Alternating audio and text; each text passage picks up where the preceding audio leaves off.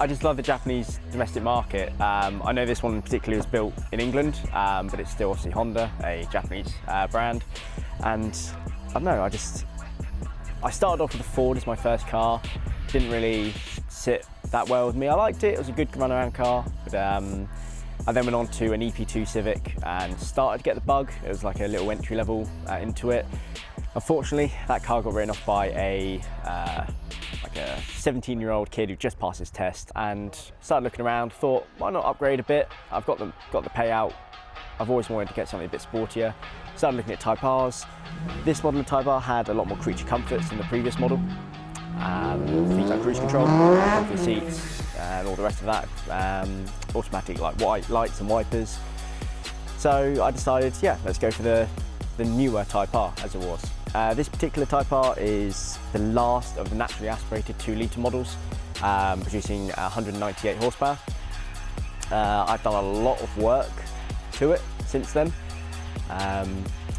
So the engine components, all the bolt-ons for naturally aspirated have been completely reworked. So I've got a CPL Racing induction kit, a RRC manifold, induction manifold, the FD2 throttle body.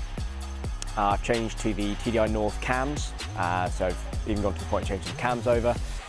It's got a CPL Racing DCAT manifold for the exhaust and a custom made 2.5-inch dual exit exhaust on the rear. So yeah, it's now, I've had it completely remapped with ECU tech, and it's now producing 253, still naturally aspirated. You can obviously spend a lot more money, go down the turbo or supercharged route, which I'm considering in the future. But for now, 253, stripping the weight out, getting as light as possible is definitely good enough for me. Who made me take to the races? Well, I started off my own car club. So I was driving around, seeing all these other cars, all these other modified Hondas.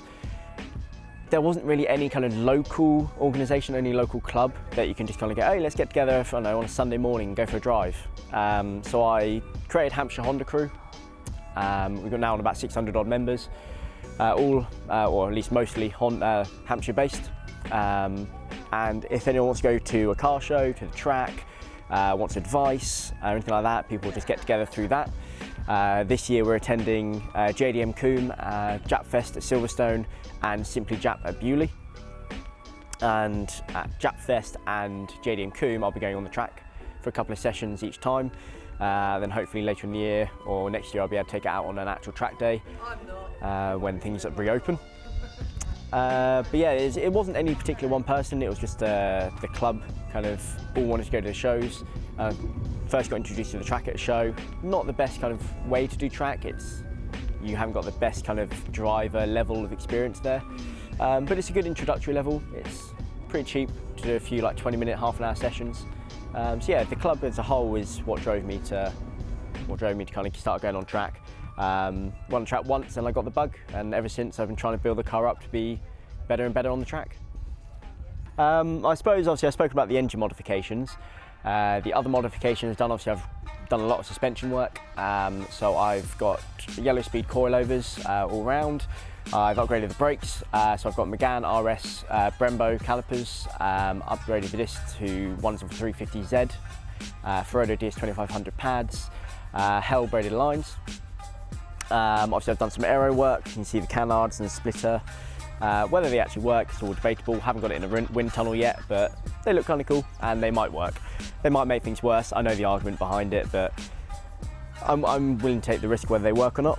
On the suspension side, I've got full white line anti-roll bar front and rear, just stiffen everything up as much as possible.